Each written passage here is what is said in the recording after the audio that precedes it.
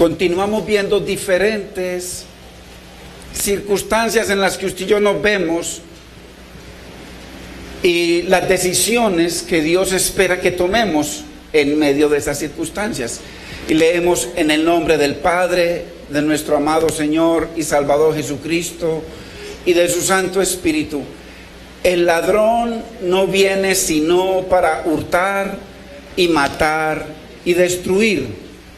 Yo he venido para que tengan vida y para que la tengan en abundancia. Padre, te damos gracias, Señor, en este precioso día, tu día, Señor, el día en que tu pueblo se reúne, mi Señor. Nos reunimos en pos de ti, en pos de tu Espíritu y en pos de tu palabra. Espíritu Santo de Dios, Maestro, haz que tu palabra corra hoy y pueda ser glorificada, Señor, en aquellos corazones que nos disponemos, mi Señor, a que tú nos laves, que tú nos limpies, que tú nos capacites, que tú nos enseñes, que tú nos guíes. Señor, glorifica tu nombre en medio de nosotros, Señor. Te damos gracias, Padre, te bendecimos, precioso Maestro, Espíritu Santo, en el nombre de Cristo Jesús. Amén, Señor. Amén.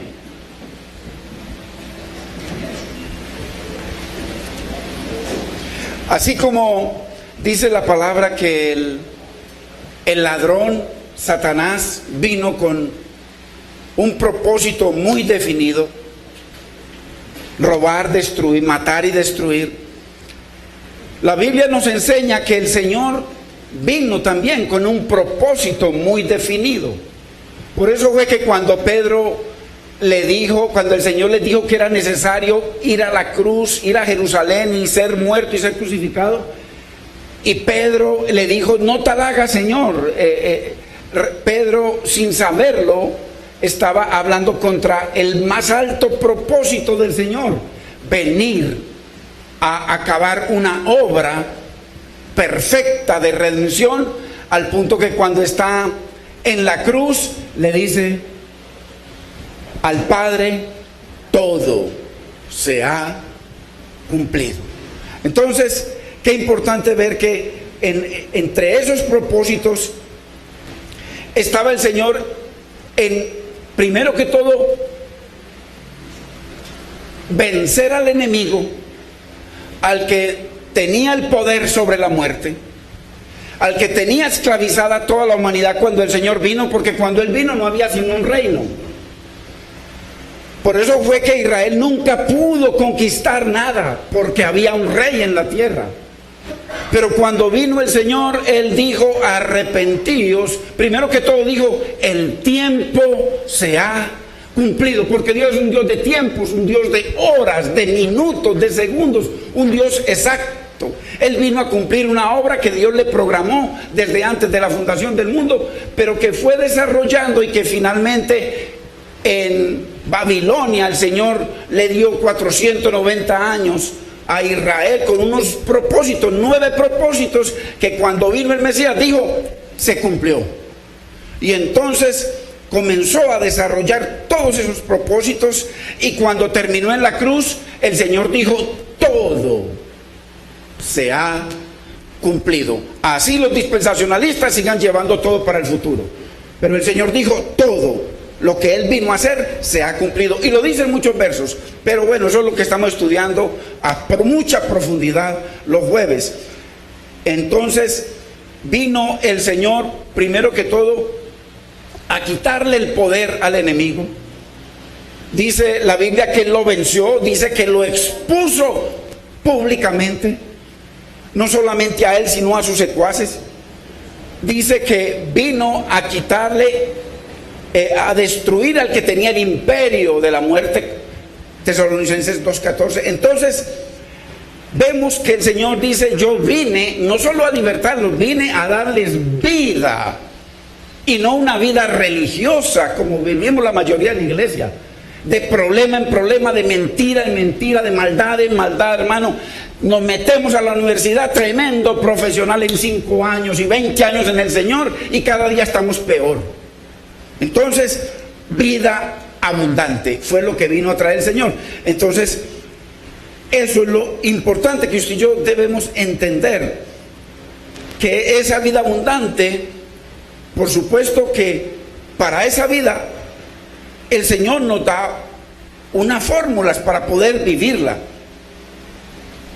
Entonces, para que no hay forma si no es a través de la palabra, para que la palabra nos alumbre, nos ilumine y podamos dejar las tinieblas para vivir esa vida abundante, debemos tomar ciertas decisiones cuando nos hallemos en pruebas, probados por el Señor, porque, hermanos, las pruebas, el Señor se glorifica en cada una.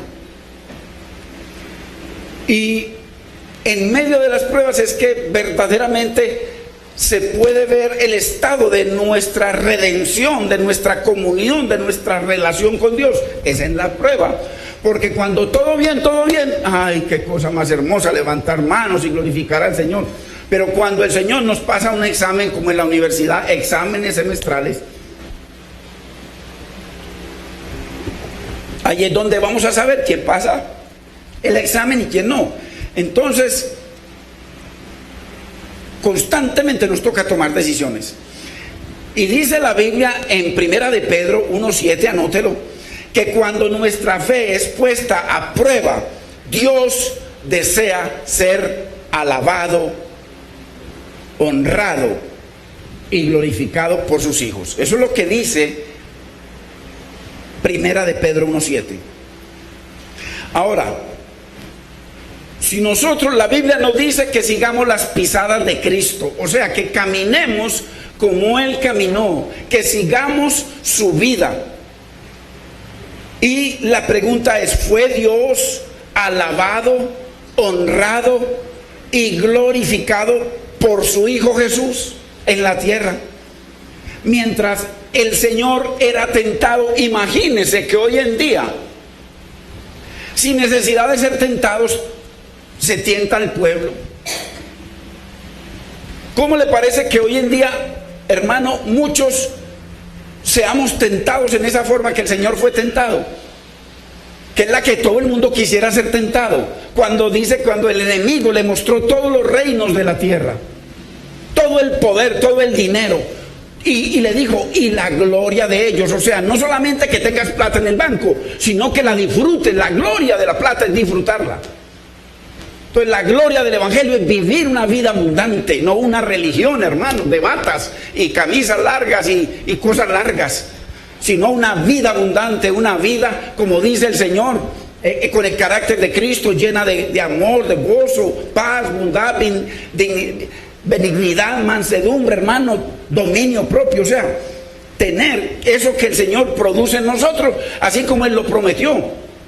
Los lavaré con mi palabra, quitaré toda idolatría de sus corazones, daré un corazón nuevo, espíritu nuevo, pondré mi espíritu y yo haré. Entonces, si usted y yo todavía tenemos que esforzarnos muchos con el pecado que siempre nos mantiene atados, entonces el Señor no ha hecho. Porque el Señor prometió, y yo haré, que ustedes guarden mis mandamientos y yo haré. No te preocupes tú, yo haré que los pongas por obra. Ezequiel 36:27 lo dice textualmente. Entonces, la pregunta es, el Señor, porque la Biblia dice que sigamos, Pablo nos dice que sigamos sus pisadas, que lo imitemos a Él como Él imitó a Cristo. Y el Señor nos dice que sigamos sus pisadas. Entonces, entonces cuando el Señor estuvo a la tierra, verdaderamente honró, o sea, alabó, honró y glorificó al Padre mientras era tentado. Hoy en día mire cómo el dinero, hermano, mueve a las supuestas columnas de la iglesia en el planeta Tierra. Cómo tienta, hermano, cómo por el dinero, hermano, muchos tristemente menosprecian la palabra del Señor. Entonces, el Señor, dice la Biblia, que Él fue tentado en todo y siempre glorificó a Dios. Dice que Él fue humillado, Él fue maltratado, fue herido y terminó crucificado. Entonces, mire lo que dice Juan 17:4.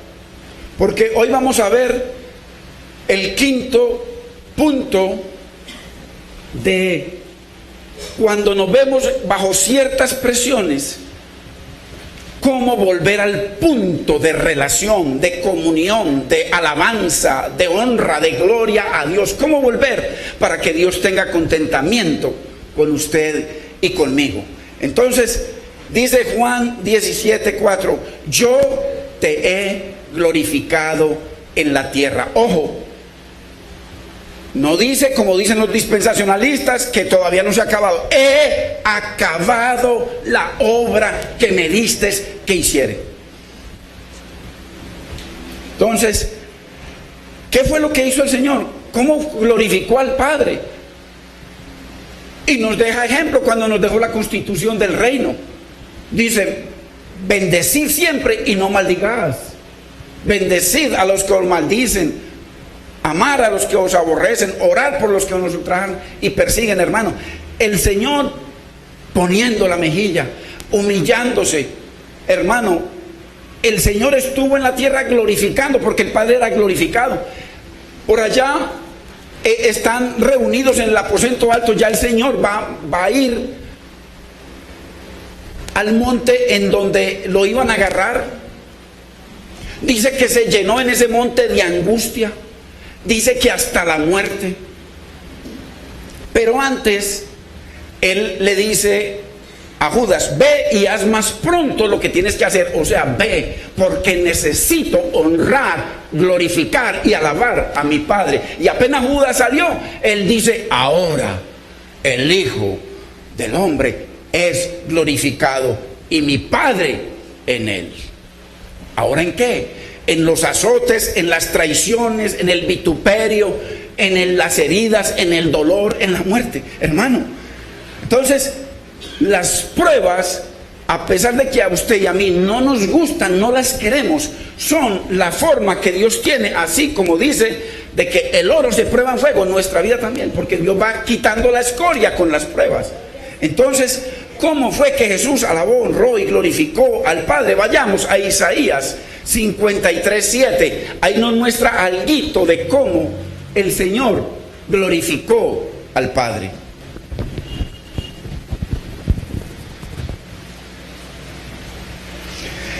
Dice Isaías 53:7, angustiado él y afligido, no abrió su boca.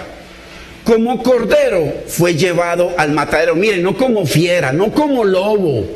No como lobo, que muchos creyentes, hermanos, nos pisan el zapato, hermano, y reaccionamos como lobos. Pero dice que como cordero fue llevado al matadero. Y como oveja, la oveja es el animal más tierno y bobito que hay, delante de sus trasquiladores, dice, enmudeció. Hermano, ¿cuántos cuando estamos bajo pruebas, bajo tensiones, bajo necesidades, bajo situaciones, hermano, lo primero que se habla es esto? Dice, enmudeció y no abrió su boca. ¿Qué tal? Yo digo, ¿qué tal si el Señor hubiese abierto su boca? ¿Qué tal si Él pone a Satanás en su sitio como pondríamos nosotros a cualquiera que nos pone problema? ¿Qué tal? Se cae la redención. Entra pecado en su vida. No hay redención. Dios no es glorificado. Se cae el reino. Entonces, es muy importante, hermano, que en medio de las pruebas en su vida y en la mía, las circunstancias que nos ocurren, porque usted y yo estamos todo el tiempo expuestos. Entonces, la pregunta es, en esa situación que usted está pasando, o que yo estoy pasando, o que estamos pasando, ¿sabía Dios lo que a usted y a mí le vendría? ¿Sabría Dios? ¿Sabe Dios? O sea, ¿supo Dios lo que le iba a venir a usted o a mí? En las circunstancias que usted se esté viendo, o lo que le vaya a venir a usted o a mí, ¿lo sabe Dios? ¿Sí o no? Obvio, la Biblia dice que Dios es omnisciente, todo lo sabe. Ahora, si Dios todo lo sabía, ¿por qué lo permite si usted y yo somos hijos? ¿Por qué lo permite? El Señor nos dice en Romanos 8, 28 y 29, ¿por qué? Ahí está el propósito, hermano, de las pruebas. Está el propósito de nuestras necesidades, de nuestras situaciones. Ahí está el propósito más grande de Dios. Mire, el propósito más grande de Dios no es que usted sea un grande predicador o que sea una persona que haga milagros. Eso a Dios no le interesa. A Dios lo único que se va a fijar en usted y en mí cuando sea el día del juicio es si nos parecemos a Cristo. No hay otra forma. Él no va a ver otra cosa. sino nuestra apariencia, porque el Señor vino a restaurar lo que se había perdido. ¿Qué se perdió en el Edén? La imagen de Dios. Él vino a restaurarla. Entonces, ahí nos dice, mire lo que dice Romanos 8:28, y sabemos. ¿Sabe cuál es el problema? Que la mayoría de iglesias no sabe esto. Pablo dice, yo lo sé, y por eso lo voy a hablar, el Espíritu da testimonio. Y sabemos. ¿Qué es lo que sabemos? Que a los que aman al Señor, todas las cosas nos ayudan para bien. Pero dice, ¿a quiénes? Y dice, explica, ¿a quiénes? Le voy a explicar a quiénes. A los que conforme igual, signo igual, conforme a su propósito son llamados. Entonces, ¿cuál es el propósito más alto de Dios para que cada situación que nos ocurra a usted, buena, mala, difícil, como sea, nos ayude para bien? Verso 29. Yo simplemente se lo resumo. ¿Cuál era ese propósito que habla? Los que conforme a su propósito son llamados. Esos son los que cada situación les ayuda para bien. ¿Cuál es ese propósito? Que fuesen hechos conformes, igualitos a la imagen de su Hijo. Esa es la bendición más grande de las pruebas. Porque cada que somos probados, hermanos, este carácter se quiere levantar. Hermano, nos dicen dos y nosotros nos creemos con derecho a decirle tres. Además, el mundo dice que sí. Entonces ahí es donde nosotros tenemos que hacer lo que, hermano, el Señor nos pone el ejemplo más grande del universo. El Señor pone nada más y nada menos que a un hombre que nunca hizo un solo milagro. No hizo nada. Y dijo el Señor de Juan el Bautista, no ha nacido de vientre de mujer ningún ser humano como Juan, ni ha habido profeta tan grande como Juan. Ojo, lo exaltó. Y no era de los que hacía milagros, y los que convertían el agua en vino por ahí, como algunos por ahí tramposos de estos que estaban, hermanos, atrayendo las multitudes, hermano. No, ese decía que yo mengüe para que mi Cristo crezca. Entonces, hermano, ahí es donde está el propósito más alto de Dios con las pruebas y con las situaciones para nuestra vida. Porque mientras el Señor nos está permitiendo una prueba, Él está trabajando, Él está viendo, hermano, si pasamos el examen. ¿Cuántos quedamos años, hermano, repitiendo? Yo repetí un poco de años, bueno, hasta que el Señor vino y tuvo misericordia. Y entonces, que fuese, el propósito es que fuésemos hechos, hermano, a la imagen del Señor. Entonces es importante que entendamos que cada situación en nuestra vida está diseñada, porque si usted mira ese texto de Romanos 8:28, ahí están todas las situaciones. Está diseñada para producir en nosotros la imagen de Cristo. Eso es muy importante, hermanos, que lo tengamos presente. Amor, gozo, paz, bondad, benignidad, y lo más importante, como cuando se le apareció el príncipe de los ejércitos de Yahweh a Josué, que le digo, aquí el que manda soy yo. Tú, el Padre te acaba de decir de que como estuvo con Moisés estaría contigo. O sea que tú eres el rey de Israel en la tierra, tú eres la cabeza, pero aquí el que manda soy yo. No vengo a estar contigo ni a favorecerte a ti ni a favorecer a los otros. Yo vengo como príncipe. Y dice que Josué, postrado en tierra, lo adoró. Entonces, esa es la actitud que quiere Dios de nosotros: alabanza, honra, adoración, que lo glorifiquemos en medio de cada situación, hermano. Que si no podemos, pensemos de que hay un punto de restauración, si es que lo tenemos, porque hay gente que no tiene punto de restauración. Si yo no he nacido de nuevo, no hay punto donde yo pueda volver. Así como los computadores que tienen un punto de restauración, cuando se daña, usted vuelve y haga cuenta que no pasó nada. Todo lo que le instaló, todos los programas que le instaló nuevos, supongamos, usted hoy le puso un punto de restauración y le pone la fecha de hoy. Mañana usted le instaló 20 programas. Se le dañó la computadora, lo vuelve al punto de restauración y todo lo que usted instaló se lo quita porque ahí había virus, ahí había cosas graves y él la saca y lo deja. Entonces, ¿cuál es el punto de restauración? Nuestra comunión con Dios, hermano, nuestra adoración a Dios, nuestro olor grato delante de Dios, hermano, nuestra obediencia a Dios. Entonces, una de las cosas que tenemos, en las que tenemos que imitar a Cristo, es en sumisión y sujeción a Dios el Padre y a su palabra. Mi alimento es que haga la voluntad de mi Padre y que acabe su obra. Entonces, muy importante, porque llevamos años viendo religión, pero ¿para qué? Si Dios lo que le interesa es ver a Cristo en nosotros. Como decía Pablo, hermano, cada día muero. Me he propuesto no saber entre vosotros nada, sino a Cristo y al crucificado.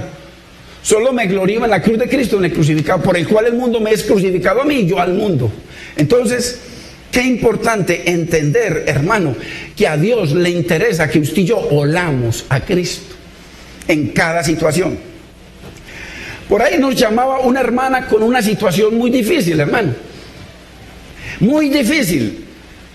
Terriblemente difícil, hermano, y le escribimos y le dijimos, en medio de esa situación, ya que ha habido tanta bendición, Dios espera alabanza, honra y gloria.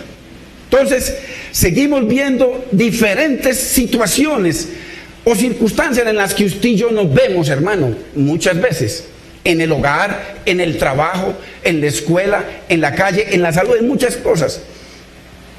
Y en medio de cada una de esas situaciones o circunstancias o pruebas es donde debemos hacer un pare. Nosotros los hijos de Dios tenemos cómo hacer un pare porque hay un freno.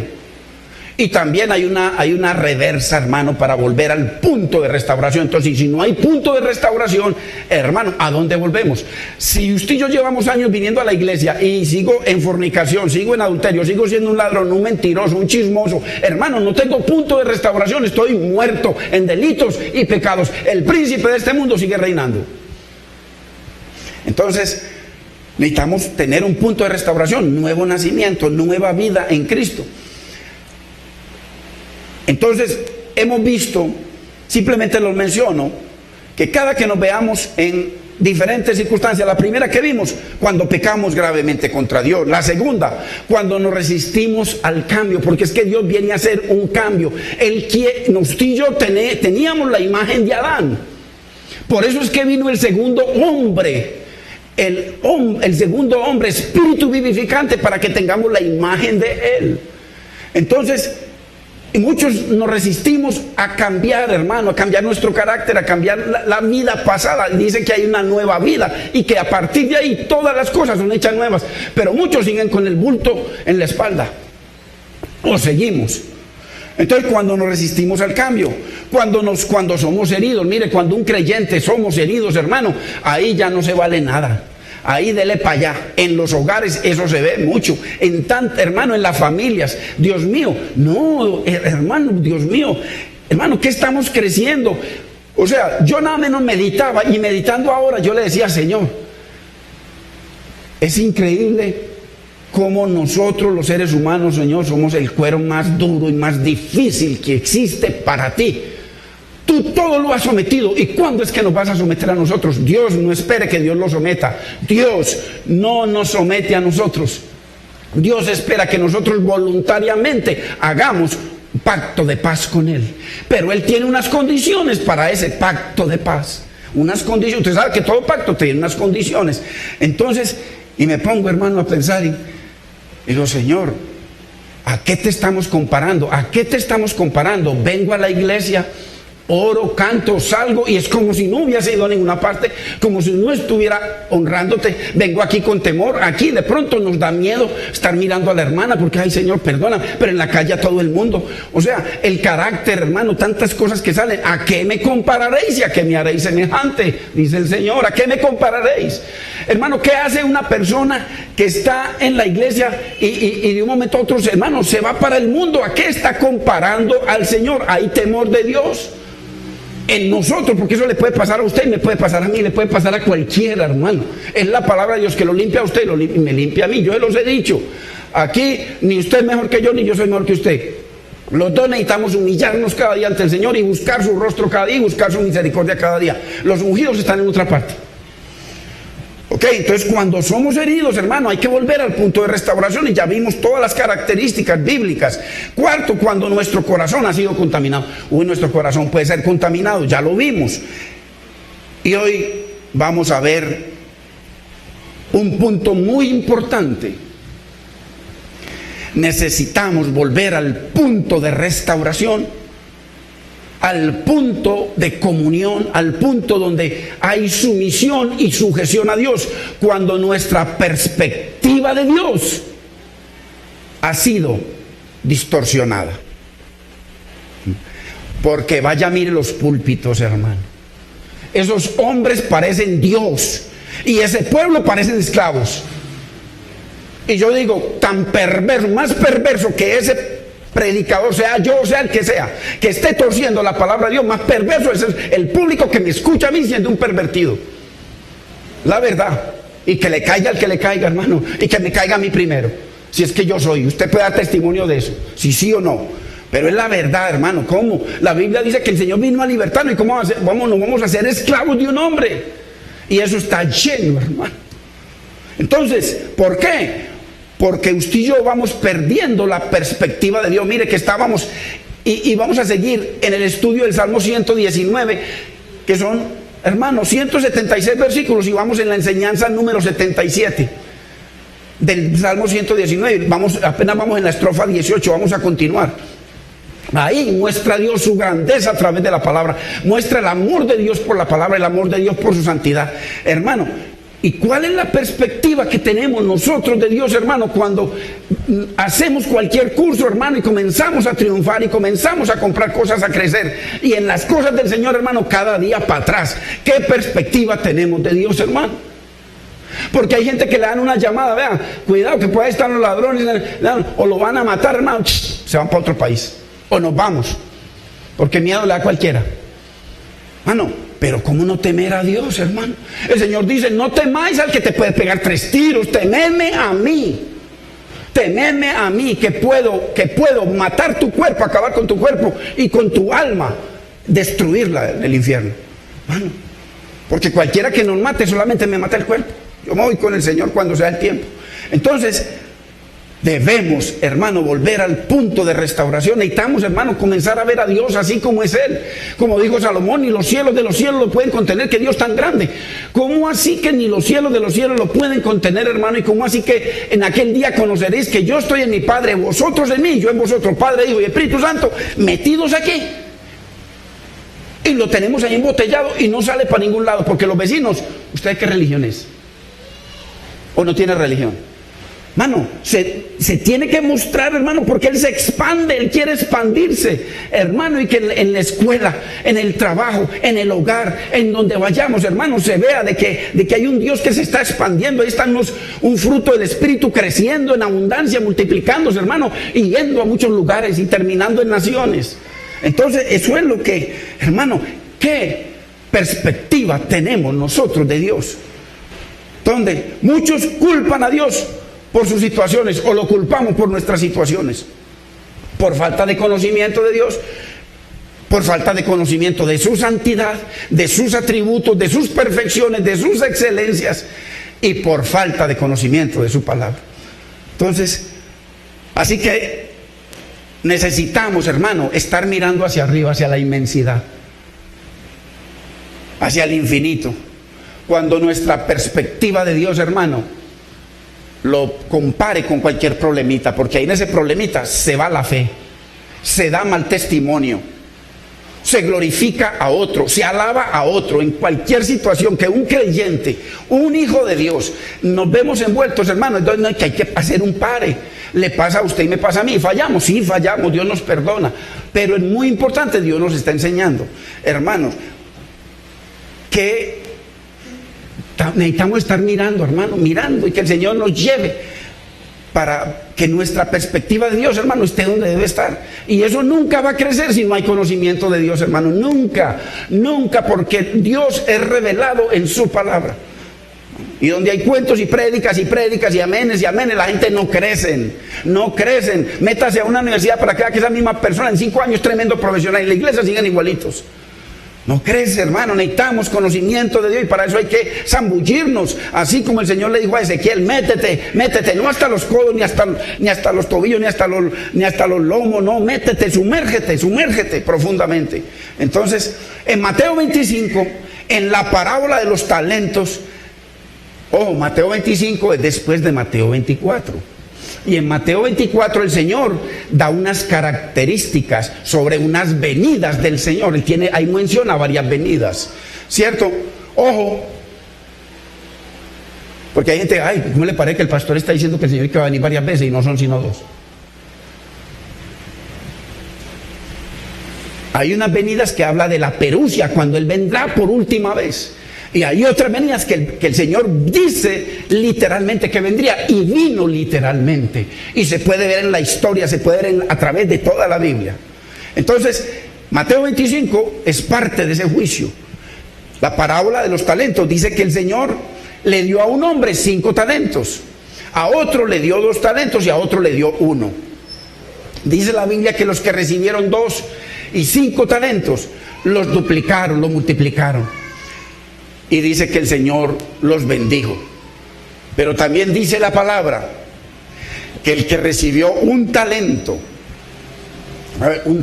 es un bloque, hermano, de oro tremendo, una riqueza muy grande, un solo talento. Dice que lo enterró. O sea, acuérdese, hermano, de aquel hombre que va caminando y por allá escarbando se encontró un terreno, un tesoro, y dice que fue y vendió todo lo que tenía, se quedó sin nada con tal de adquirir ese tesoro. Ese talento no es solamente toda la hermosura que pone Dios en usted y en mí para Él ser glorificado a través de usted y en mí, en dones, en capacidades. Ahí están milagros, ahí están muchas cosas que Dios da para que Dios sea glorificado. Entonces, pero dice que no, lo botó, lo enterró, no me interesa. ¿Por qué? Porque tenía una muy mala perspectiva de Dios. El mundo tiene una perspectiva de Dios terrible. El mono, así lo llaman, el mono, el rubio, comparándolo con el sol. ¿Me entiende? Pero que la iglesia que conocemos del Señor, hermano, no entendamos la palabra de Dios, hermano, muy terrible, porque dice que Dios le dio un talento, pero en ese talento está toda la hermosura de Dios, hermano, toda. Entonces, dice que lo enterró porque tenía una mala perspectiva de Dios. Vayamos a Mateo capítulo 25, verso 24.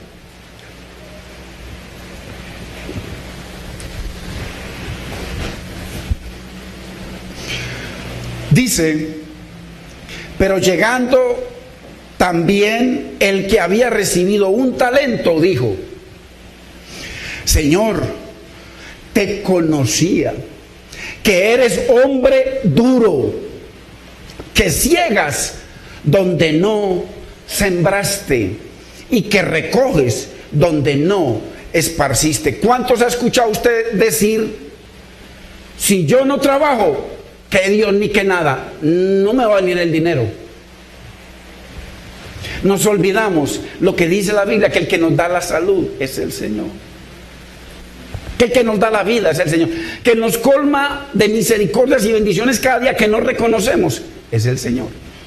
Porque mire, la sola enfermedad de un hijo, a pesar de los problemas que tengamos, uno dice, ay, tengo esta casita, tengo este trabajito, tengo el que tiene, el que no tiene, ok, gloria a Dios, tengo, pero estoy dispuesto a dar mi casita y quedarme en un tugurio con tal de que Dios me sane mi niño o mi niña. ¿Sí o no? Yo lo haría. Pero no reconocemos que el Señor nos presta nuestros bebés cada día. Ahí están un poco de bendiciones derramadas, la salud, hermano, en fin. Entonces dice Pero llegando también el que había recibido un talento, dijo: Señor, te conocía que eres hombre duro, que ciegas donde no sembraste, recoges y recoges donde no esparciste. ¿Qué pasa? Usted ve que está maltratando al que le dio el talento. Nosotros tenemos muchas formas de maltratar a Dios. La Biblia lo muestra. ¿Por qué? Porque este creyente tenía una perspectiva, hermano, torcida de Dios, una opinión de Dios muy torcida. Y sabemos que algunos creyentes usan los talentos y muchas veces contra Dios. Porque dígame que una persona que tenga un don, hermano, y comience a negociar con ese don y la gente, a llevar gente hacia él, no hacia Cristo. Como decía Juan cuando le dijeron los discípulos: Señor, maestro, mira que todos están siguiendo a Jesús, sigan ustedes también.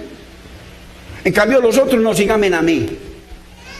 Síganme a mí. Entonces muchos emplean los talentos para volverse contra Dios, hermano, contra Dios. Otros usan los talentos como una fuente de su propiedad. Yo conozco muchos y se jactan de ellos y los derrochan a su antojo. Otros se lamentan de haber recibido: no, es que porque Dios a mí me dio estos talentos, hermano, porque hay gente que Dios le ha derramado talento para Dios ser glorificado en ellos, para Dios ser alabado, hermano. Y no, una vez que se dan cuenta cuál es el propósito del talento, no, eso no es conmigo, si Dios me lo dio, bueno, ahí se los dejo. Lo mismo que hizo este varón. La mayoría de la iglesia estamos llenos de talentos, hermano, llenos de cosas que Dios ha depositado en nosotros, y ahí se están perdiendo, ahí se están pudriendo, hermano. Y la gente queriendo comer una migaja. Por eso mire, en una de las parábolas en Mateo 25 por allá, cuando el Señor habla de los pecados de omisión, hermano, usted y yo tener una perla, un tesoro, hermano, derramado de bendiciones, de conocimiento de Dios, de poder de Dios, el poder de su Espíritu, y la gente pidiendo migajas, hermano, y no se las damos. La palabra. Entonces, muy tremendo. Otros simplemente los desechan, hermano. Dice el 25, mire: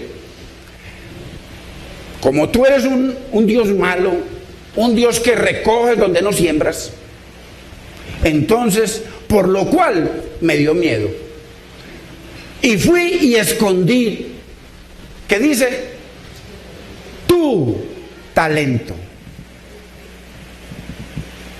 Porque lo que usted y yo tenemos, dice la Biblia, que es de Dios. Y que si que lo que tenemos es de Dios, porque nos jactamos como si lo hubiéramos estudiado nosotros en un colegio o en una universidad teológica. No.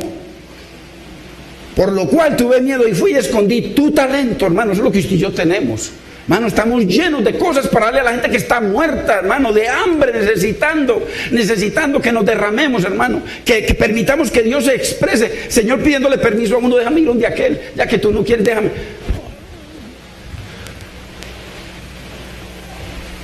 Lo escondí tu talento en la tierra, aquí en la tierra. Aquí tienes, mira, aquí tienes lo tuyo. ¿Qué desechó? La redención. ¿Qué desechamos nosotros con ese tesoro que Dios ha puesto? La redención. Porque es que el que tiene 5 talentos y el que tiene 1 a los ojos de Dios es lo mismo. Es lo mismo. Dios simplemente está probando corazones. Entonces, dice la Biblia que el que recibió un talento lo escondió. Menospreció al Señor, menospreció su redención, menospreció su palabra. Dice en el 25 que tuve miedo. ¿Y miedo por qué? ¿Qué dice primera de Juan 4:18? Que en el amor no hay temor. No amaba a Dios. No amaba a Dios. Porque muchos creyentes, la mayoría de los creyentes de la iglesia, no aman al Señor. Porque el que me ama, mi palabra obedecerá. Y el que no me ama, porque no obedece mi palabra, hermano. Entonces, sino que el perfecto amor Dios quiere ser perfectamente glorificado. Dios no le interesa, hermano, de que usted y yo le estemos dando sobras. Por eso dice en Romanos 12:1 que ahí está el resumen de la redención, que presentemos toda nuestra vida en sacrificio vivo, santo, agradable al Señor, agradable a Él. O sea, que sea agradable a Él, no a mí. Y ese es el culto racional, el culto inteligente. Por eso Dios nos dio inteligencia. Ese es el culto que Dios quiere, no hay otro culto. Es en nuestra vida en sacrificio vivo. Y entonces cuando eso se hace primero, ya lo segundo ocurre por regla de 3. No nos vamos a conformar a este siglo, sino que vamos a ser transformados por medio de la palabra, de la renovación de nuestra mente, entendimiento. Y entonces ahí vamos a poder comprobar qué es lo que quiere Dios. Ahí dice, buena y agradable y perfecta voluntad. Eso es lo que Dios quiere, que sea perfecta, no una voluntad permisible. Entonces, y ahí es cuando amamos al Señor. No amaba, por eso no temió al Señor y despreció lo que Dios le confió, hermano. ¿Cuántos de aquí, hermano, hasta el día de hoy hemos despreciado tantas cosas que Dios ha puesto en nuestra vida?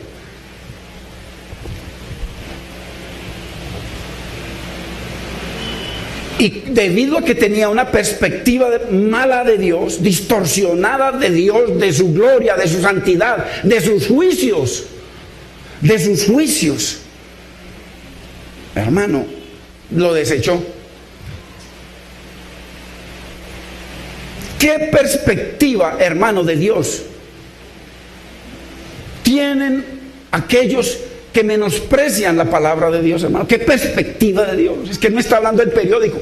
Mire, hay gente que se lee el periódico todos los días y van, y las noticias, mire, nunca se las pierden. No se pierden ciertos programas, pero la palabra, hermano, les da sueño, los cansa, los aburre, no la entienden. Pero ¿por qué el Señor lo prometió? El Señor lo prometió, que el Señor iba a, hermano, a poner espíritu de estupor. ¿Por qué qué? Porque oyen al Señor pesadamente, pero están viendo un partido de fútbol. Hermano, nadie pase por aquí ahora. Ojo, ¿qué perspectiva tenemos de Dios, hermano? De la santidad de Dios, de la gloria de Dios. Entonces, los que cambian al Señor por un plato de lentejas, ¿qué perspectiva tienen de Dios, hermano? Entonces, muy importante, hermano, que el Señor nos viene hablando a través de la palabra. ¿Por qué? Porque el Señor quiere hacer algo.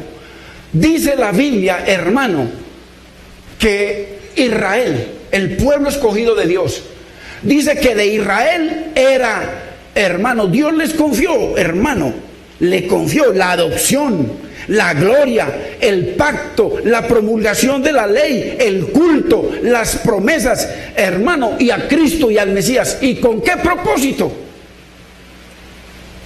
Para que fueran luz a las naciones. ¿Y qué pasó? Entonces, todo eso que Dios les dio, lo echaron a la basura. Y cuando vino el que les entregó todo eso, ¿a dónde lo echaron? A la basura. Entonces, eso mismo hacemos nosotros, no somos mejores que ellos. Eso mismo hace todo aquel que Dios nos ha dado talentos, hermano, talentos. Nos ha dado cuando habla de un talento, está hablando de la unicidad de Dios, del poder único de Dios, de la gloria de Dios. Dios ha derramado en ese talento. Mire, hay un rey, mire para que entienda, un rey muy rico,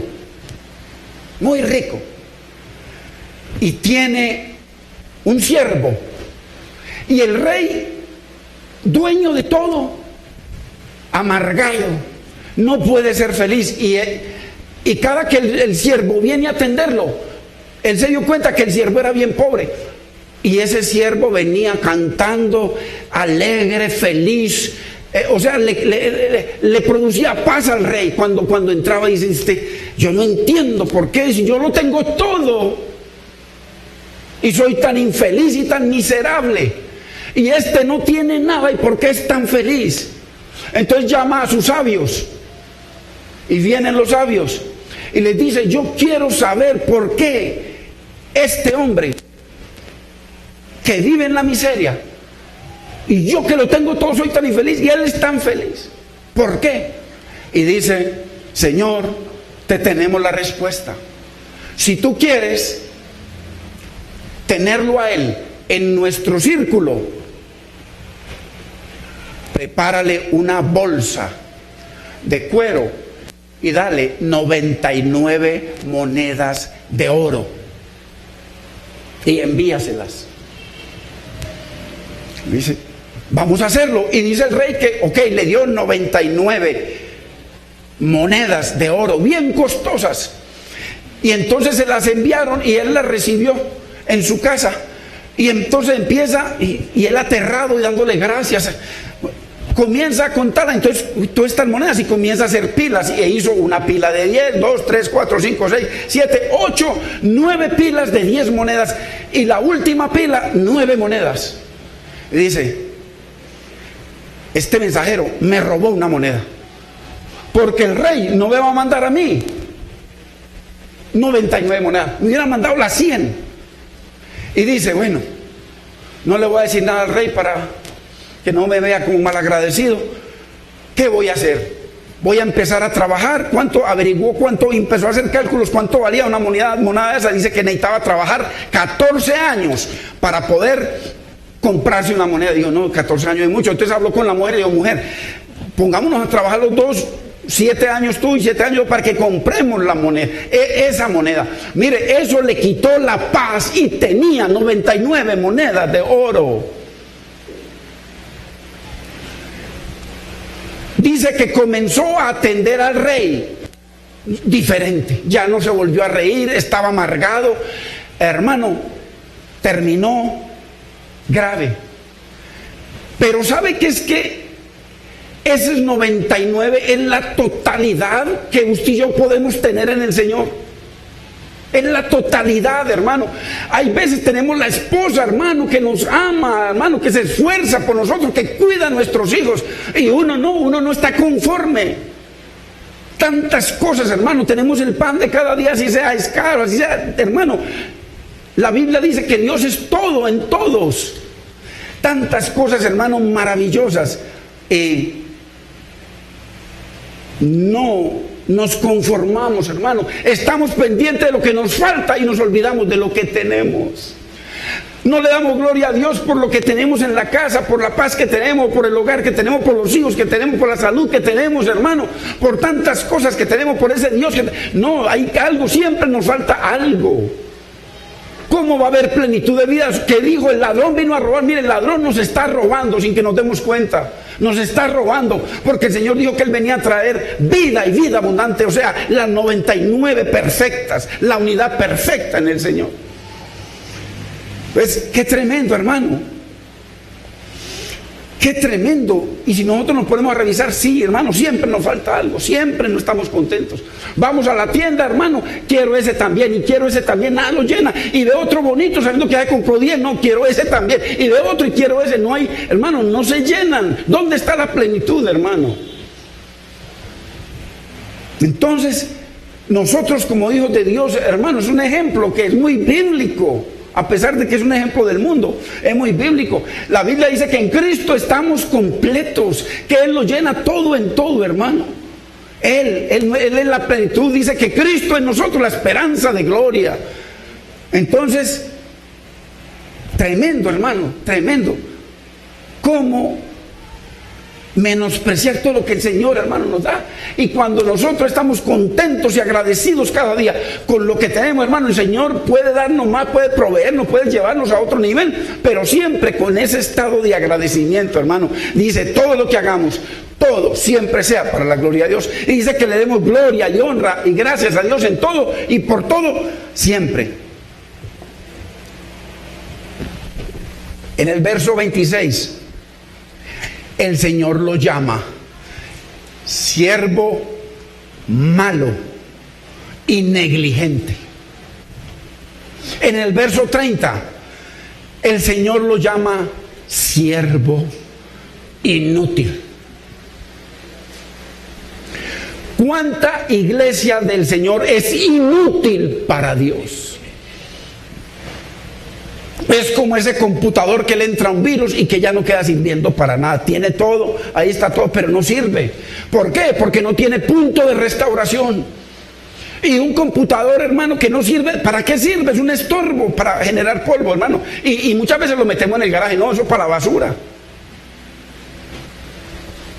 Hermanos, en el verso 30 termina el Señor diciéndole inútil, y después de inútil dice que para el infierno. Y ojo que está hablando en un contexto de Mateo capítulo 1, 2, 3, 4, y cuando viene el juicio de Dios en Mateo 24, y de ahí las dos preguntas que le hacen, las tres preguntas que le hacen se desarrollan de Mateo 25 para arriba. Entre el versículo 4 y para arriba, 25, 26. Entonces, termina, ¿por qué? Porque tenemos talentos, tenemos dones. El don más grande que yo podemos tener es el Espíritu Santo, hermano. Ese es el don de Dios. Ese es el que nos unge, es el que nos capacita, es el que nos enseña, es el que nos guía, es el que nos enseña a Cristo, es el que nos da entendimiento, hermano. Pero si se lo entregamos, no. ¿Por qué? Porque hay cosas más importantes. ¿Por qué, hermano? ¿Cómo va a haber, hermano? Dios mío. Si usted tiene su trabajo, que acabó de montar su trabajo con sacrificio, montó, hermano, y está ahí sacando su negocio adelante, usted no se va a ir a atender la venta de chorizos de la esquina. ¿Por qué? Porque usted tiene una perspectiva suya para sus hijos, herencia para su familia y para usted en este. ¿Qué perspectiva tenemos de Dios, hermano? Cuando preferimos cualquier cosa que a Dios. Y la iglesia dormida, mirando y sobando y alabando estos pedazos de carne en vía de descomposición. Hermano, sumergirnos en la única que tiene autoridad en este mundo, la palabra de Dios, para que el Espíritu sea haciendo una obra convenciéndonos, hermano. Entonces mire, termina en el verso 30 como un inútil, y de ahí que el inútil se les echa.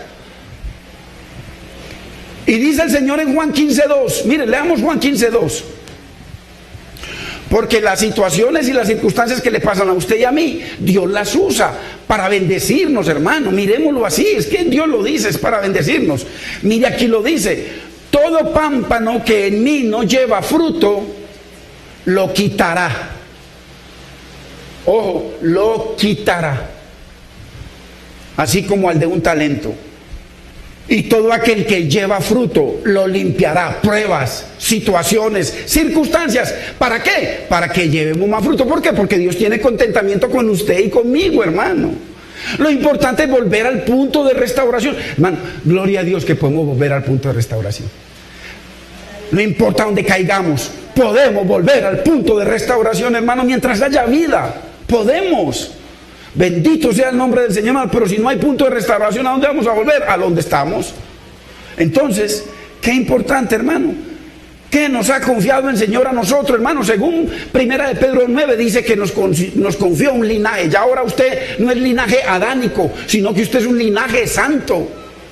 Linaje, una nación, una nacionalidad. Dice que Abraham no estaba detrás de la Jerusalén allá en ese polvero, sino de la cuyo arquitecto y constructor es Dios, hermano, la Jerusalén de arriba. Usted y yo somos sacerdotes de Dios. Mire qué cosa ante la Biblia y ante Dios.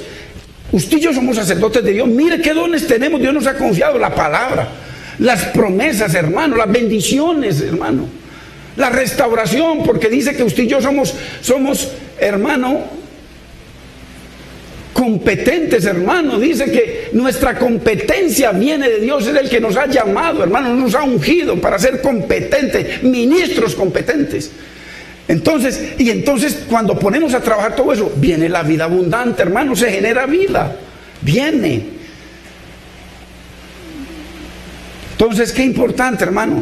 Así que el creyente que es negligente con el talento, con lo que Dios le ha confiado, hermano, nos ha confiado, porque la Biblia no lo amamos, porque si hay temor, dice que el amor quita fuera el temor, y lo tenemos en poca estima. Nuestra perspectiva de Dios, hermano, es como cualquier otro Dios, que son mentiras en el mundo. Mire, ya estamos terminando. Vayamos a Isaías 40:25. Esto es muy importante, hermanos.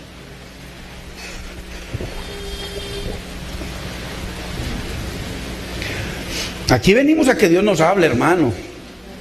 Porque cuando Dios nos habla es para que lo cojo no se salga del camino. Si yo estoy andando chueco, hermano, hoy me enderezo. Gloria a Dios. Aquí el único derecho es el Señor. Los demás necesitamos que el Señor nos esté, hermano, guiando por el camino. Lámpara es a mis pies tu palabra, lumbrera en mi camino. Nos torcemos, prenda la lámpara, hermano, y hágale por ahí. Ahí nos toca. Dice el Señor en Isaías 40:25: ¿a qué pues me haréis semejante o me compararéis? Dice el Santo. Ay, hermano, todos los prodigios, maravillas y cosas suntuosas, hermano, que hizo Dios con Israel. Y el Señor les dice: ¿a qué me comparan ustedes que no me temen, no me aman, no hay temor de Dios? Matan mis profetas. Ay, Dios mío. Dice ahí mismo en Isaías, capítulo 45, verso 5.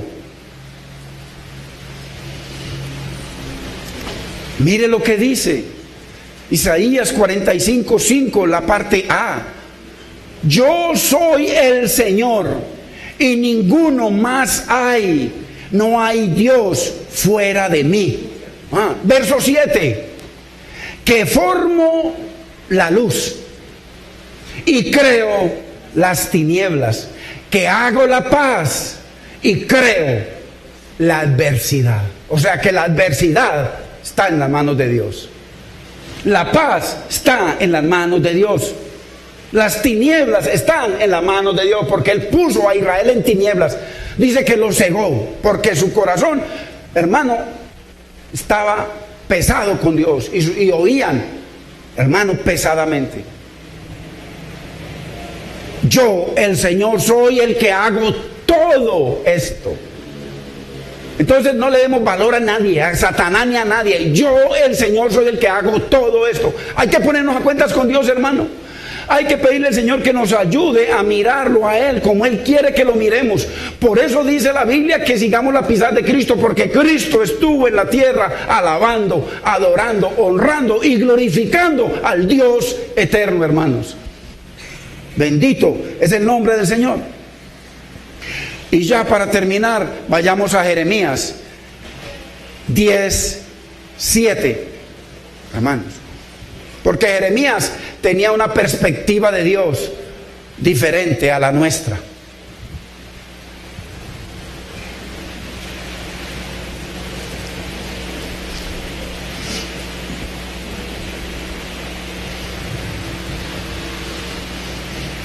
Lo peor que le puede pasar a usted y a mi hermano es que el Señor nos haya llamado, nos haya dado, nos haya capacitado, hermano, de un momento a otro por las cosas del mundo, nos enfriemos, hermano.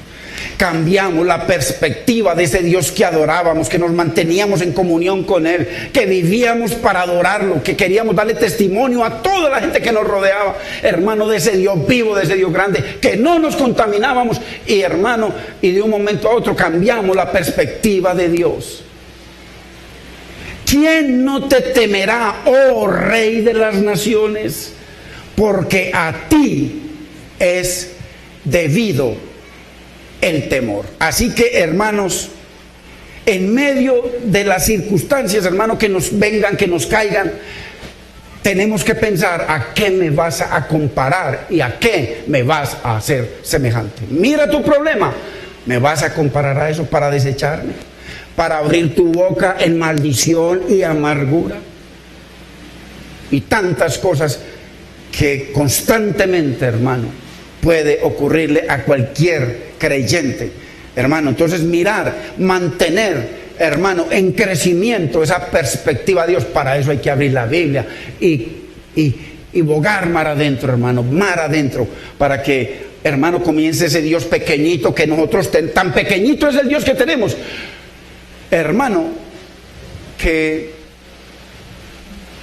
mire, en la época esa que hubo tanta maldad, cuenta gente que habían personas que le tenían tanto miedo, pero miedo físico a Pablo, que dormían y todo el día temblaban.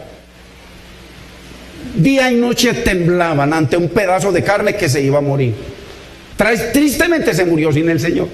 Pero hay otros que cuando se mueran se van a morir con el Señor, y que ya se han muerto con el Señor. Entonces, hermano, y temblando, hermano, Ese hombre, mire, ese hombre dicen que llamaba a personas, inclusive gente de empresas, de negocios, y le decían, esa finca es mía. Así, y esa finca, y salían y se iban para vivir a Estados Unidos y abandonaban todo. Hermano, a un pedazo de carne. ¿Qué perspectiva tenemos nosotros de Dios, hermano? Dios mío, que en Él están nuestras bendiciones, nuestro pan de cada día, nuestra salud, nuestro hogar, nuestro futuro, el futuro de nuestros hijos, de nuestra familia, hermano, nuestro futuro eterno. ¿Qué perspectiva tenemos de Dios? Entonces ahí es donde nos toca, hermano, hacer un pare. Y Señor, enséñame, capacítame, porque el Señor prometió Él enseñarnos, hermano.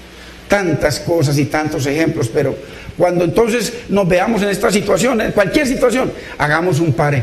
Ay, Señor, ¿a qué te voy a comparar a esto? Mire, si meditamos, por eso mire que el Señor dice que bienaventurado, muy bendecido es el varón o la mujer que medita en la palabra, hermano. Así, de día y de noche. Medita en la palabra, porque cuando meditamos en la palabra, hermano, entonces, cualquier circunstancia, el Señor, el Espíritu Santo nos va a guiar a honrarlo, compararlo con la situación, para que podamos volver, hermano, a ese punto de restauración. Padre, te damos gracias, Señor. Señor, bendecimos tu nombre. Dios mío, gracias porque yo sé que nos has hablado, Señor.